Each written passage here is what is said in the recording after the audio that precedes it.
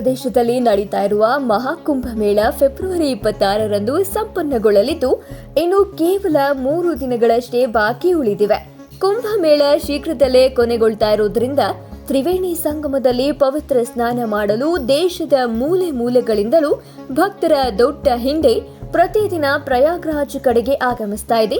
ಸ್ವಂತ ವಾಹನಗಳು, ಟಿಟಿಗಳು, ರೈಲು, ವಿಮಾನ ಹೀಗೆ ಸಿಕ್ಕ ವಾಹನಗಳನ್ನ ಏರಿ ಭಕ್ತಾದಿಗಳು ಕುಂಭಮೇಳಕ್ಕೆ ಧಾವಿಸ್ತಾ ಇದ್ದಾರೆ.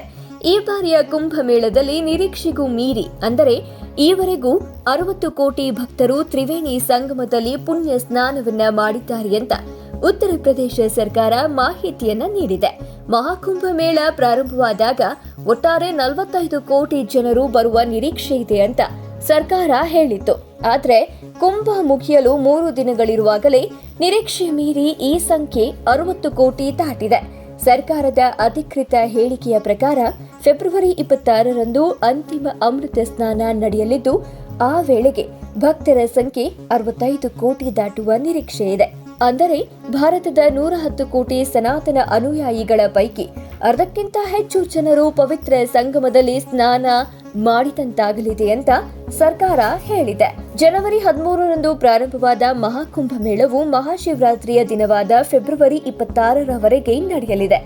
ವಿಶ್ವ ಜನಸಂಖ್ಯೆಯ ಪರಾಮರ್ಶೆ ನಡೆಸುವ ಫ್ಯೂ ರಿಸರ್ಚ್ ಪ್ರಕಾರ ಭಾರತದ ಜನಸಂಖ್ಯೆ ಸರಿಸುಮಾರು 143 ಕೋಟಿ. ಈ ಪೈಕಿ 110 ಕೋಟಿ ಜನರು ಸನಾತನ ಧರ್ಮದ ಅನುಯಾಯಿಗಳಾಗಿದ್ದಾರೆ. ಹೀಗಾಗಿ ಭಾರತದ ಜನಸಂಖ್ಯೆಯ 55%ಕ್ಕಿಂತ ಹೆಚ್ಚು ಜನರು ಮಹಾಕುಂಭದಲ್ಲಿ ಭಾಗವಹಿಸಿದಂತಾಗಿದೆ.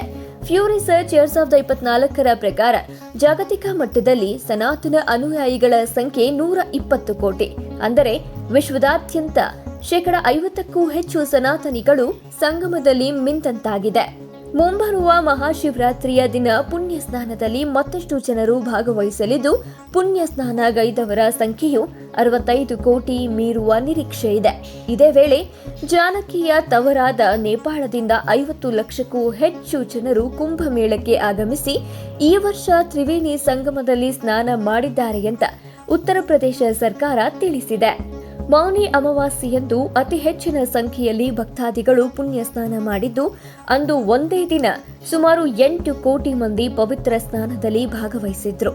ಮಕರ ಸಂಕ್ರಾಂತಿಯಂದು ಸುಮಾರು 3.5 ಕೋಟಿ ಭಕ್ತರು ಅಮೃತ ಸ್ನಾನವನ್ನ ಮಾಡಿದ್ರು. ತ್ರಿವೇಣಿ ಸಂಗಮದಲ್ಲಿ ಜೆಪಿ ನಡ್ಡಾ ಸ್ನಾನ.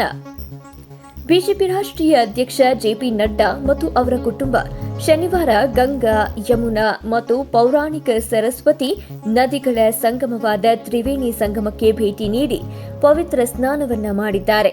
ನಡ್ಡಾ ಅವರಷ್ಟೇ ಅಲ್ಲದೆ ಉತ್ತರ ಪ್ರದೇಶದ ಮುಖ್ಯಮಂತ್ರಿ ಯೋಗಿ ಆದಿತ್ಯನಾಥ್, ಉಪಮುಖ್ಯಮಂತ್ರಿ ಬ್ರಿಜೇಶ್ ಪಾಠಕ್, ಸಂಪುಟ ಸಚಿವರಾದ ಸ್ವತಂತ್ರ ದೇವ್ ಸಿಂಗ್ ಮತ್ತು ನಂದ ಗೋಪಾಲ್ ಗುಪ್ತಾ ಕೂಡ ತ್ರಿವೇಣಿ ಸಂಗಮದಲ್ಲಿ ಸ್ನಾನವನ್ನ ಮಾಡಿದ್ದಾರೆ.